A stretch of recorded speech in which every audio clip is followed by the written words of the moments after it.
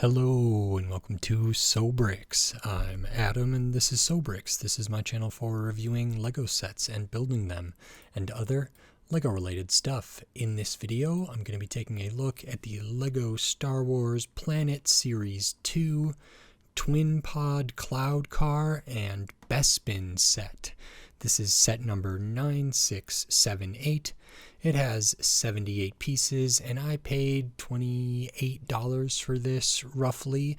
This was part, if you've seen any of my other videos about these Planet Series, Planet Series 2, there was 3 sets in there. I've already looked at one of them, but I bought those all at the same time. I got all 3 of them for, I think, $85, and that probably was overpaid a little bit. These are retired. They're from like 2012-ish, and they retailed for $10 back in the day when they were on the shelves. So I paid a little bit more. I probably ended up paying more for this than what the market price is ultimately, even for a new sealed one. I probably could have gotten one of these for a fair bit cheaper, but the reality is, for some of these Planet Series sets, is some of them are going to be more expensive, some of them are going to be relatively cheap, and there's kind of a middle ground that I'm trying to hit. And if I'm able to like get 3 sets at once and get them all from the same seller, so I don't have to get multiple packages or different stuff, different shipping, all that stuff. So I was okay with the price for these. So this one, I think, is one of the cheaper ones for market value, but I am excited to look at this. So in this video, I'm going to open this up, I'm going to put this together, and then I'm going to share my thoughts on it. So while I build, I will speed the video up, and then I'll slow it back down to review this set. So until then, enjoy. Okay, so while we look at the build for this Lego Star Wars Planet Series 2 Twin Pod Cloud Car and Bespin set, I just wanted to say thanks for watching, and then remind you, if you like the video, click the thumbs up. If you like my other videos, click the subscribe button. Helps me a lot. If you want to support the channel, you can do that here on YouTube with membership, supers, and thanks. You can give money to the channel on Patreon, buy me a coffee link, affiliate links, all that stuff helps. Now onto my review for this set. Okay, so that is the Lego Star Wars Planet Series 2 Twin Pod Cloud Car and Bespin set. This is good. I think this is really interesting, and one of the reasons is because of the minifigure, because I think there's a somewhat important note to be had about it, and so I'm excited to talk about this, excited to get into it here. But overall, my impression is this is good. This maybe is as good as other of these Planet series. I'm not exactly sure why this one's maybe not as popular, not as valuable, and I think it's a mixture of a couple different reasons, but we will just get right into it. And the first thing that we will take a look at, because this is how I do these, is the planet itself. So this is the part of the packaging where the bags of pieces come in, and also part of the set, genuine Lego pieces. Really interesting stuff here. So for the Series 1, there were just ones that either the Death Star, which had 2 distinct tops and bottoms, and then they had like these big molded, hemispheres, and had printing over the top of them, and the printing was identical. And then when I looked at the first of the Series 2, which was the what was it? Oh yes, that was the Yavin 4 one. The Yavin 4 one, it was a little bit different. There wasn't like printing on it. It looked like the plastic itself had a sort of mix of colors in there to kind of get the streaking. That seems to be the same for this one. So different philosophies on how they wanted to produce these at various times. Interesting. I think the next one is going to go back to printing here, but we do have the piece up at the top to like thread a string or something to use this as an ornament or something else. On the bottom, we have the octagonal piece down here, which helps it stay stable. Pretty easy to open these up. Here on the inside, we can see the underside of the studs and the flaps that kind of interlock, as well as the grooves inside each of these, where these little things can, you know, slot into. And the reason I say it's like down, it's not printing, it's down at the plastic level, is because we can see the same kind of patterning, the coloration of this, sort of those streaks and those differences there, where some parts are darker, some parts are lighter, continues on the inside. So that leads me to believe that these were molded in such a way with different colors, sort of intentionally kind of not mixed 100%. So that is kind of interesting to me. It's interesting that they have the one mold, then they do printing, and then they have to make a second mold for the Death Star one, and then these ones are likely the same mold, but they're using like a different production technique for these. Interesting pieces. I think, you know, for the most part, these are not going to be the same, just because I'm willing to bet that like no two of these are exactly the same, just the way that they mix the colors there. So that makes that kind of unique, and it's an important part. Interesting Lego piece, and that's sort of that. If you want to hear more thoughts of mine about these, check out the other videos I've done about the other Planet Series sets. And then the next thing I wanted to talk about is the minifigure. And this is, I think, where a lot of the interest is for me, because this is a unique figure, not a super common character, not an especially well-known character. I think it's pronounced Lobot, L-O-B-O-T. This is one of Lando Calrissian's friends, I believe. And so that's like Cloud City, Cloud Car, Twin Pod, Cloud Car, I believe. And they do have a blaster here, which is interesting. This is a character that, as far as I know, is only in like 3 sets. So it was in the Cloud City set from like 2018. That's a crazy expensive set now. And actually the one from that set is very similar to this, with one major difference. So looking up at the head here, we have kind of a decent face. We got kind of some outlines for the kind of wrinkles around the mouth. There's sort of dimples or crescents there, a little something between the brow. Looks pretty good. The cool thing about Lobot is he has this kind of piece of electronics kind of on his head there, wrapping around the back, kind of coming around the side, and such that you can even see it a little bit when looking at it head on. And then the main difference between this one and the one in the Cloud City set is that that one had eyebrows, which were like kind of like the dark orangish color instead of black. Here the eyebrows are black, so that's the only difference. Looking at the torso, you know, they have a pretty simple get up every time they've been seen, but this one does have some good details, extra little creases in there, and the details kind of in the center here are really nice. No printing on the midsection, no printing on the arms or on the legs, no printing on the arms either, just white arms. Printing on the back, you know, it could be really basic. It could have just been like plain gray essentially, but they did add in a little extra back here, which is nice. The big thing for me on this one is that it's an instance where we have printing going like all the way around a Lego minifigure head. And I've talked about this because even with like recently, like the pineapple minifigure head piece that is like patterned to look like a pineapple that I've encountered in a couple sets, I do not believe that is printed all the way around.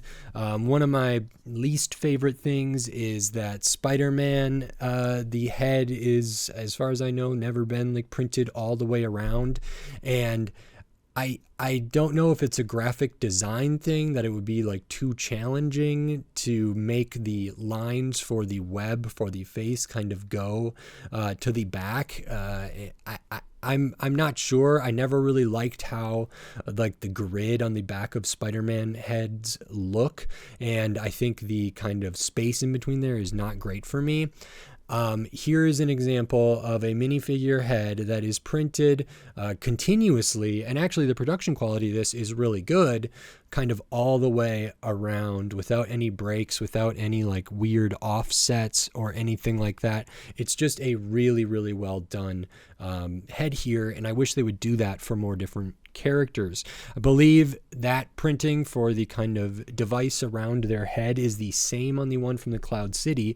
There's another one, there's an older one from a twin pod cloud car set from like 2002, and this is what Lobot looked like back then, so or Lobot or whatever looked like back then, and here we can kind of see the difference. I had that set, still have that set from the early 2000s, and it's interesting to see the difference. So one, they were still using yellow, the Lego yellow there. This one for the torso is a lot less detailed, and also just the light bluish gray is different. I don't think that's just from time and sort of yellowing or like wear and tear on there. I'm not 100% sure. If we look at the head, interesting here, the previous one, the older one, really only has that, you can kind of see it on the side, but for the most part, that's on the back. And it's similar to like the kind of amount of printing on the back of a Spider-Man head, where it covers the back and kind of goes around a little bit to the edge, just because these are round there, but not nearly as much as it comes around the side on the updated one on the left there. So really interesting to see that. And then again, you know, for the back of this one, very simple, no printing on the back of the torso for the old one there. I think that's really kind of unique. So this is a unique minifigure head in that it kind of looks like a minifigure face. It has on this one, it's really hard to see, but there are eyebrows on this one that feel more of that like darker orangish color. And so that would get it somewhat closer to the one in the Cloud City, but I always like to be able to like compare stuff and see how they've redesigned characters, especially characters that like this that are kind of smaller characters, maybe not fan favorites, that just haven't been represented in minifigure form all that many times.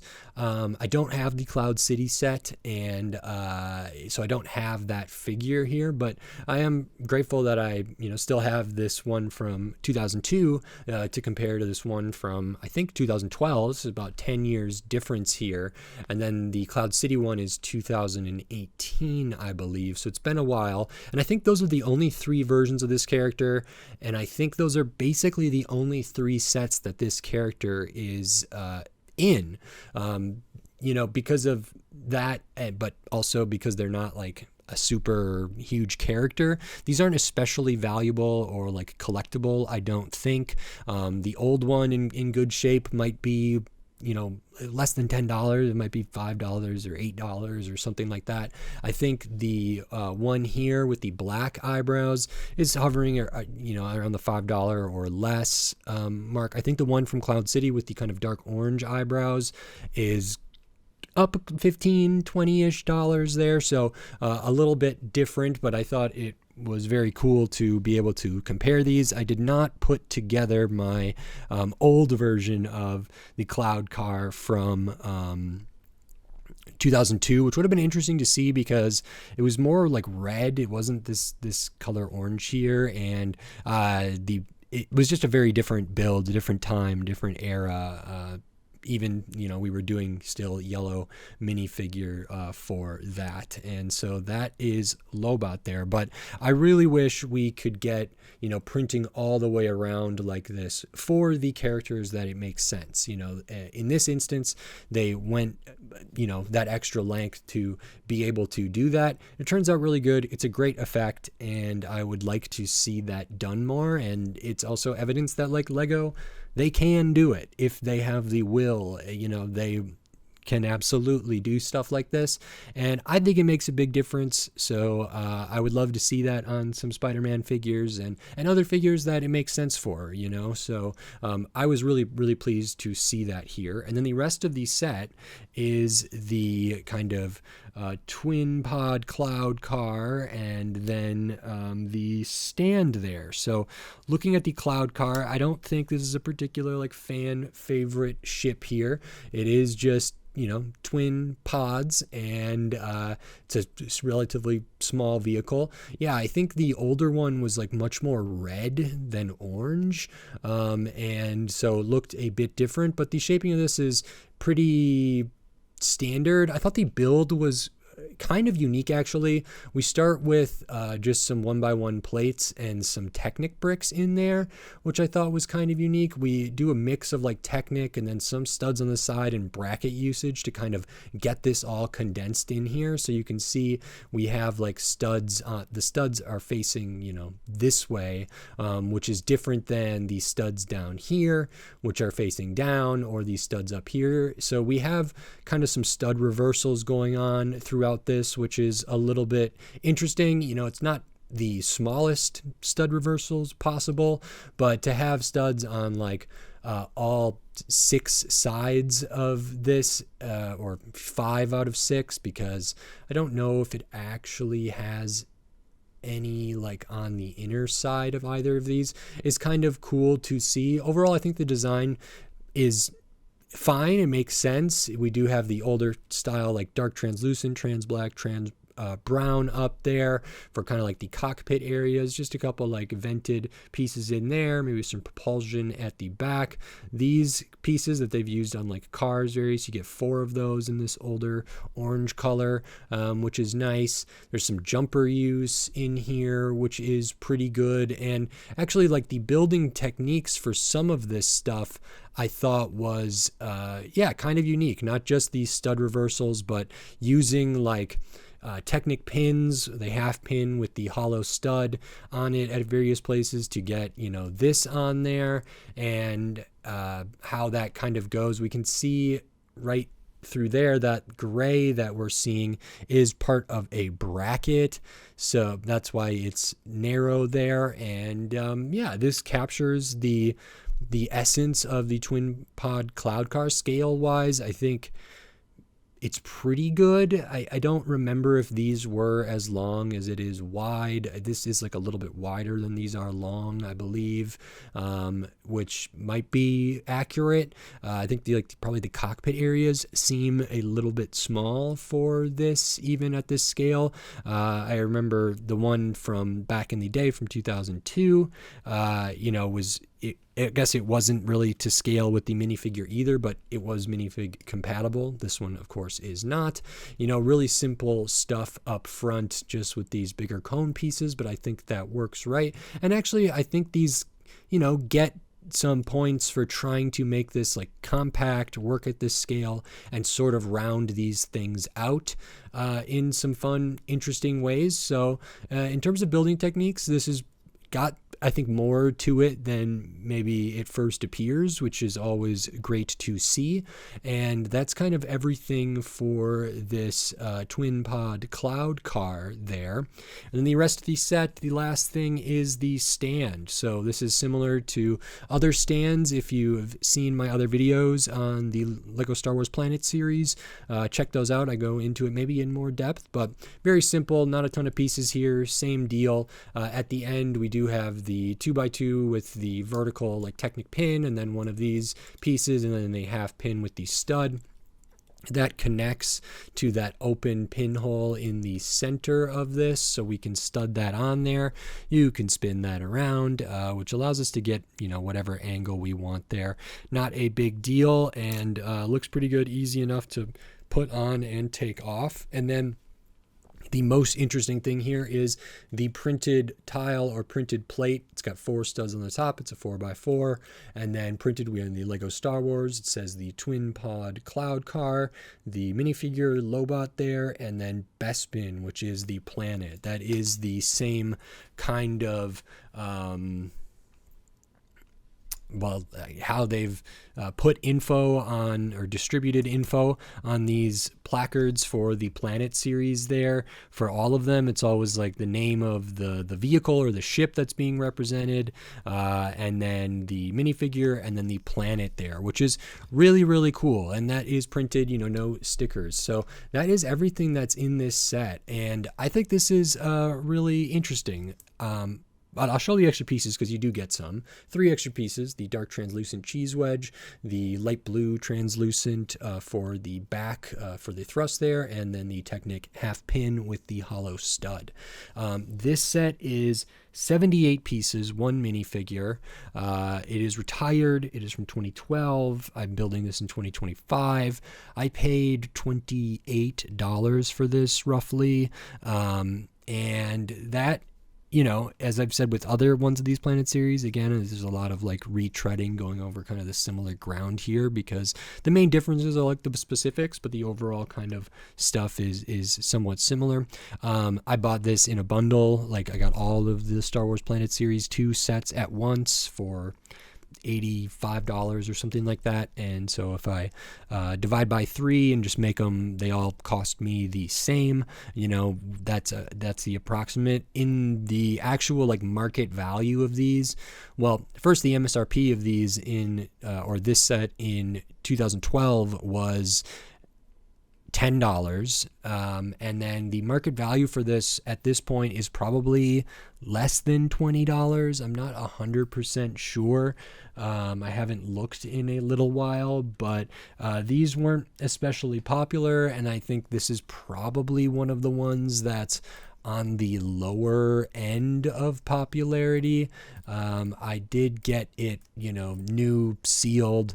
It looks like in the USA, when this box was open to verify, but I don't know if that means the bags were open, but less than $15. There's probably other ones in the US for between 15 and 20. So paying, $28 for it's not great, but if it works out that of the 3 that I got, some of those might have been, worth the market price right now in the secondary market or in the aftermarket or post-retirement market. Maybe they're worth slightly more than 28, or, the convenience and dealing with shipping and all that other stuff, dealing with a one person or one entity versus like multiple entities, and all the time and all that different stuff in procuring these, one at a time, was saved. And so I am fine with the price I paid for this. I don't think this is a $30 set or a $28 set necessarily. It's not worth, the figure's not worth a significant percentage of that, where I could, say like, oh, well, I could sell the figure and then that makes this set whatever.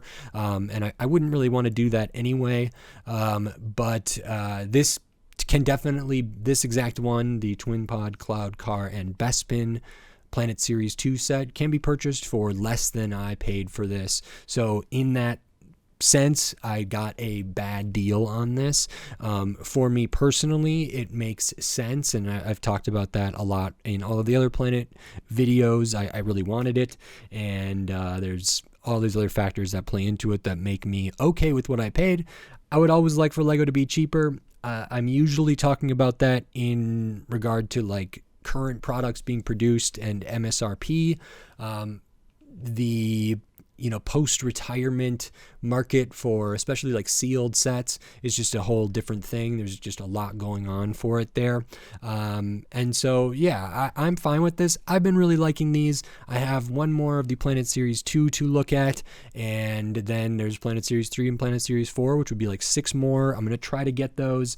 I just want to get all of these. I think these were a little bit of ahead of the curve in terms of like their collectability, and I think they're such an interesting time capsule for what Lego was doing and Lego Star Wars was doing. I think it's really like cool to see big specialized pieces, minifigures that are uncommon. This one, the Sebulba, whatever else.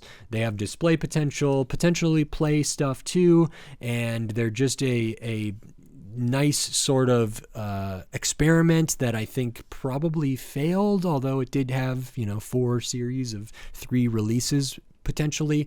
I think these are cool to kind of go back and look at. So I'm going to continue to do that as much as, if I'm able to. So I'm hopeful there. And I like this, specialized pieces, little vehicle, a minifigure, printed placard there. There's like all these different elements that could be separated out and say like, okay, this is a poly bag, this is a CMF, or this is this. And they put it in here for a $10 price point. I think this for $10 in 2025, if this was on the shelf for $10, I would actually think that's a pretty good deal considering the size and the specialty of the parts here, considering it comes with the minifigure, the printed placard there, and then the build as well, because these builds aren't so different from a poly bag, even like a $5 poly bag. Some of these in the Planet series might be more substantial than the poly bag. Some of them might be slightly less.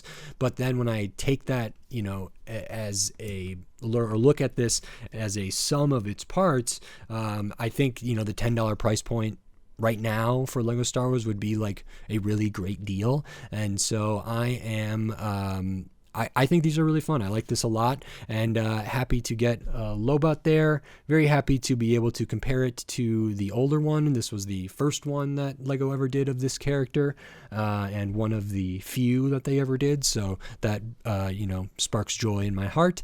And I think that's it. I like it. If you like this video, please click the thumbs up and give it a like. If you like my other videos, click the subscribe button down below so you can stay up to date on all the Lego videos I'll be doing here in the future, including at least one more Lego Star Wars Planet Series 2 set, the one that's I think on Endor, and then hopefully Planet Series 3 and 4, more Lego Star Wars, and then tons of other Lego sets from all different themes, all different shapes, size, price point, piece count, tons of different stuff.